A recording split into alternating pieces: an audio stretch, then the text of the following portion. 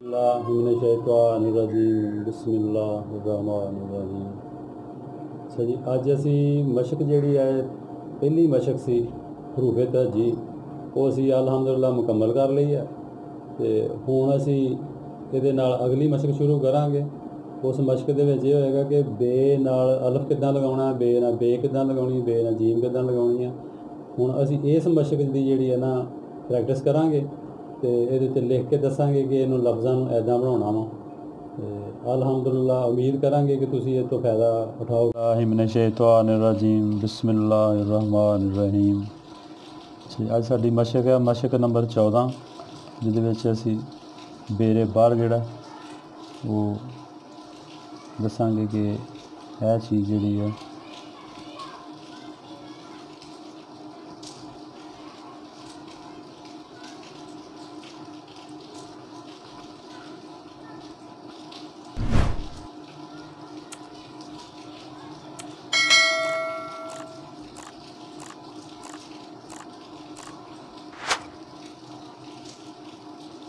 और नुकता जिहड़ा है इत्थे नीचे बनावांगे तां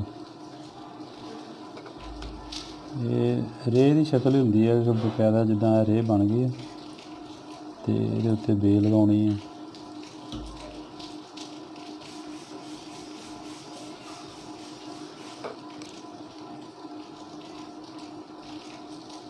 अद्धा पॉइंट उपर होना चाहिए।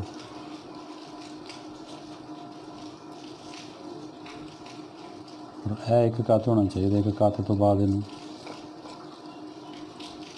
नीचे आ जाए।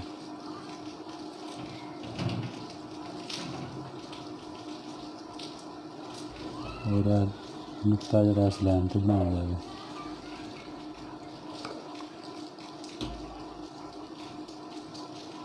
ते नाल ही असीं हुण बेसीन बस है अलफ है छोटा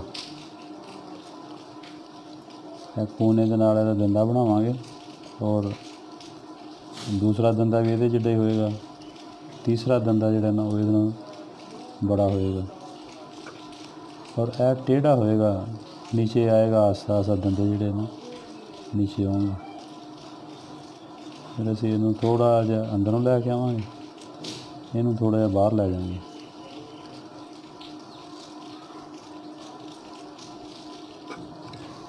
और इत्थे कलम पूरी रखांगे।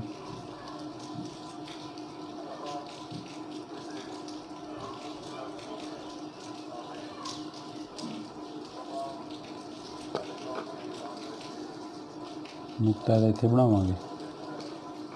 इहनूं इत्थों जिहड़ा वा एक पॉइंट का होएगा जिहड़ा साडा पैबंद है जोड़ बड़ा वा थोड़ा जिहा पिछले की निस्बत।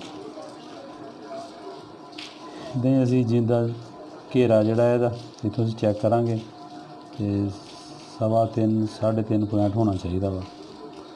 तो उपरों चैक करांगे 4.5 होना चाहिए।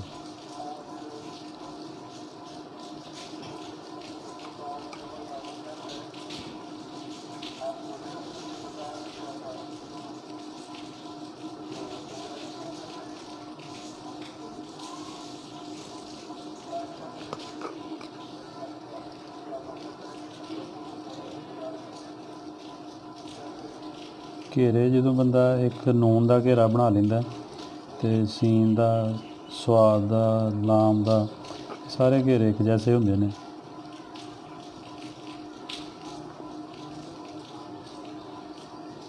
और यदा हिसाब होंदा कि ये बराबर करके तुसीं 1 पॉइंट का फासला होना चाहिए तुहाडा, ये नालों 1 पॉइंट नीचे होवे।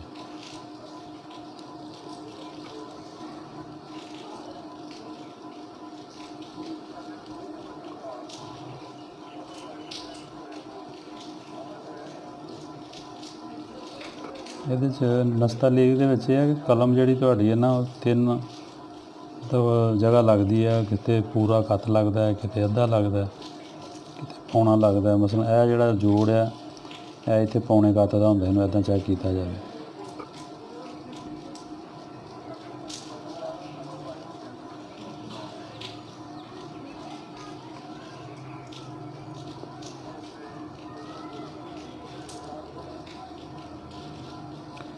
ਇਹ ਸੀ ਅੱਜ ਦਾ ਸਾਡਾ ਸਬਕ ਬੇਸੀਨ ਬਸ।